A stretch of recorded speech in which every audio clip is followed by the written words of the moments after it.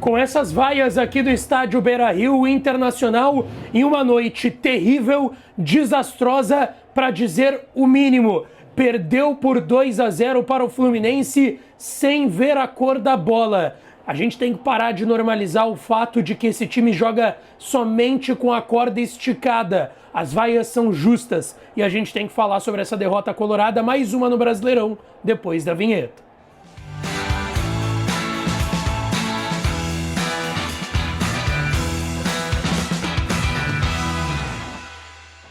Fala, minha rapaziada, sejam bem-vindos a mais um vídeo aqui no canal. Antes, não te esquece de deixar o teu like, te inscrever, ativar o sininho das notificações para tu não perder nada por aqui. Claro que esse conteúdo e todos os outros com apoio e a parceria de KTO, kto.bet.br. Eu me dei mal, apostei em vitória do Internacional, aliás.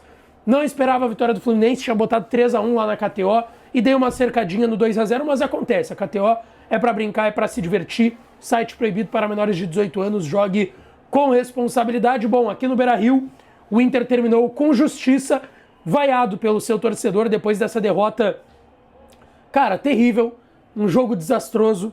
O Inter não viu a cor da bola contra um time misto do Fluminense e o Inter, com o que tinha de melhor, perdeu. E é aquele jogo que a gente diz, perdeu bem perdido, porque mereceu, do primeiro ao último minuto, mereceu perder esse jogo para a equipe do Fluminense, tá? Vamos lá.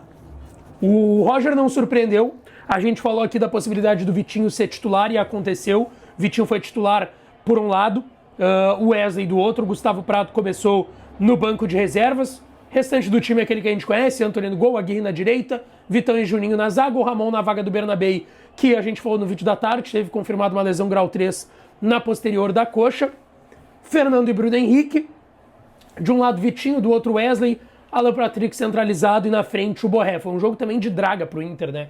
3 jogadores saíram machucados, a gente também vai chegar nesse ponto. Bom, cara, desde o primeiro minuto, tá? Desde o primeiro minuto, o Inter tentava ter a bola, tentava.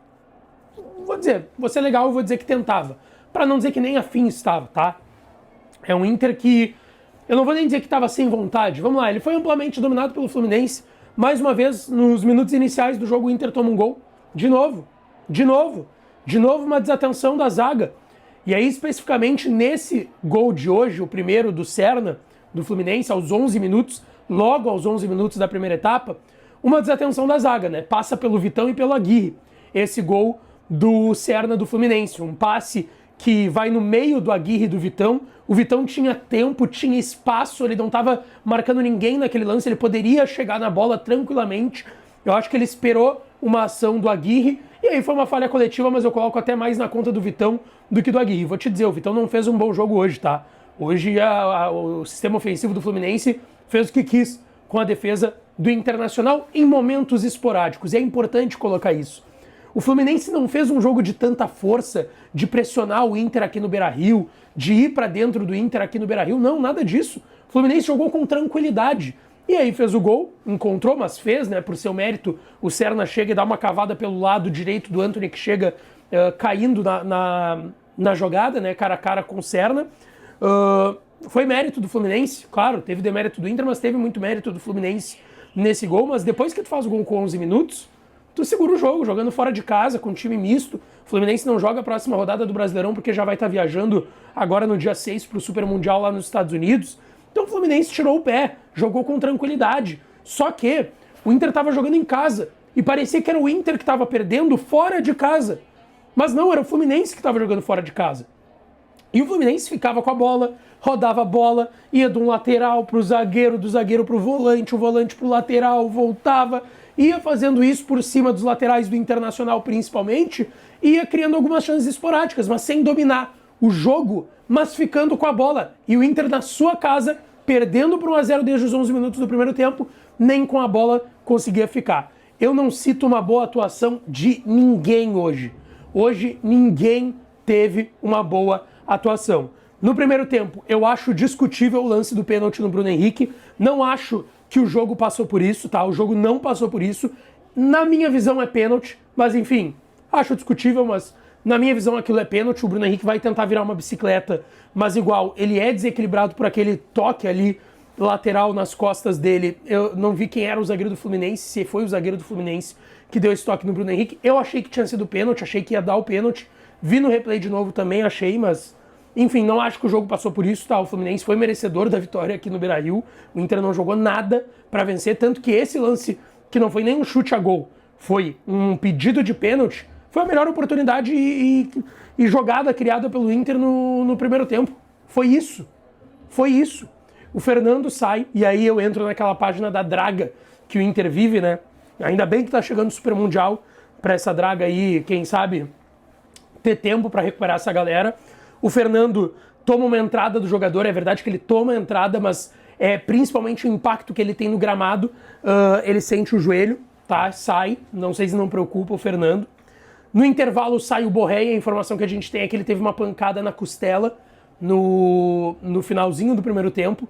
Aí ele saiu para a entrada do Gustavo Prado, e aí o Roger joga o Wesley como centroavante,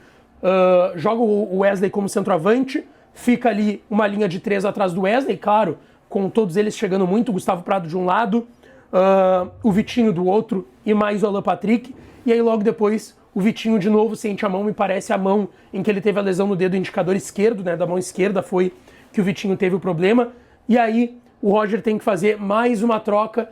No fim ele faz em 3 paradas 4 trocas, ele não faz a 5ª troca.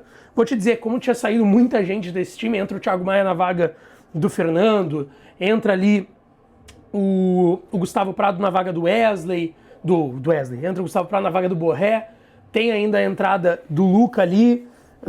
Vou te dizer que nem ele ter morrido com 4 trocas, acho que foi o menor dos problemas. Foi um Inter que daí começou a atacar mais, eu gostei mais do Inter quando teve o Wesley de 9 do que quando estava tendo o Borré, apesar do Borré ter ido muito bem contra o Bahia, eu não excluo isso, não excluo que ele foi muito mal servido pelos atacantes e pelos meias do Inter e pelos volantes, enfim, todo o sistema do meio para frente serviu pouco o Borré, ele passou fome no primeiro tempo antes de sair com esse problema na costela.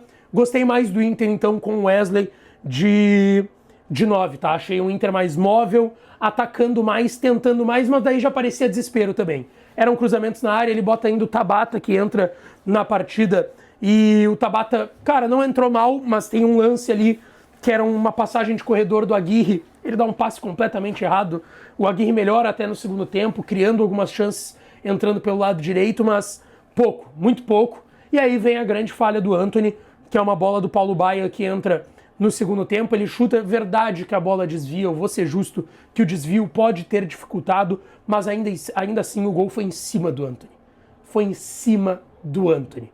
A bola foi entre o braço dele e a costela, e ele ajoelhado no gramado. Foi uma falha, foi um frango sim do goleiro do Inter. Uma atuação terrível, um resultado mais terrível ainda para quem buscava uma melhora dentro do Campeonato Brasileiro, depois de conseguir os objetivos que era classificar para as oitavas da Copa do Brasil e da Libertadores. O Inter fez um jogo patético, para dizer o mínimo, aqui no Beira-Rio, fica a 1 ponto do Z4. O Inter está neste momento a 1 ponto da zona de rebaixamento. A rodada acabou sendo boa. A rodada ajudou o Inter, porque o Inter sim poderia ter terminado a rodada se não fossem outros resultados paralelos dentro do Z4 do Brasileirão. Bom, agora vai ter a coletiva do Roger, vamos ver as explicações do treinador do Inter, a zona mista, e eu volto aqui daqui a pouco, ainda à noite, pra gente falar sobre isso, tá? Deixa teu like nesse vídeo e deixa tua opinião também nos comentários, tá certo, gente? Beijo e até o próximo vídeo.